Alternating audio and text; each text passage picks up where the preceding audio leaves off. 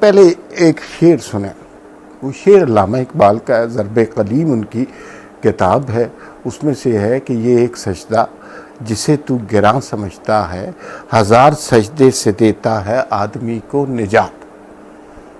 یہ شعر سنیں۔ خان صاحب نے یہ شعر پڑھا اور جس طرح وہ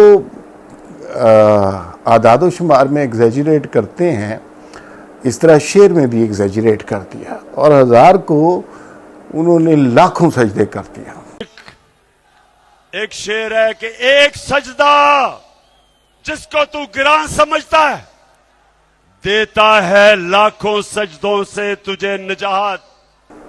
تو شعر کے اور باقی بھی وزن سے بھی گرا دیا، اور شعر چونکہ علامہ صاحب کا تھا لہذا باقی خصائص اس کے بچ گئے، لیکن نام لینا ہر وقت علامہ اقبال کے خواب کا، علامہ اقبال کے خواب کے مطابق پاکستان بنانا ہے ہم نے، اور جو اقبال نے خواب دیکھا وہی ہم جو ہے اب اسی طرح کا پاکستان بنانا چاہتے ہیں۔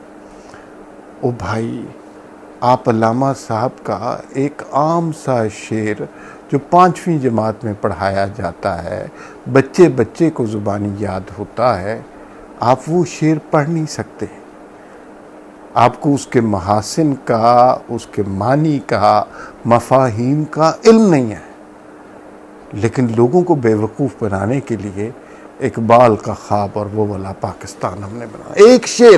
ایک شعر جو بچے بچے کو پاکستان میں پرائمری جماعت میں یاد ہوتا ہے، وہ شعر صحیح نہیں پڑھ سکتے۔ یوٹیوب پر گوگلی نیوز دیکھنے کے لیے youtube.com کی سرچ بار میں googly news T V type کریں۔ گوگلی نیوز کے پیج پر سرخ رنگ کے سبسکرپشن والے بٹن پر کلک کرنا نہ بھولیے۔ یوٹیوب پیج پر اپلوڈ ہونے والی ویڈیوز سے باخبر رہنے کے لیے بیل آئیکن پر کلک کیجیے۔ آپ کو ہر نئی ویڈیو کے بارے میں نوٹیفیکیشن موصول ہو جائے گا۔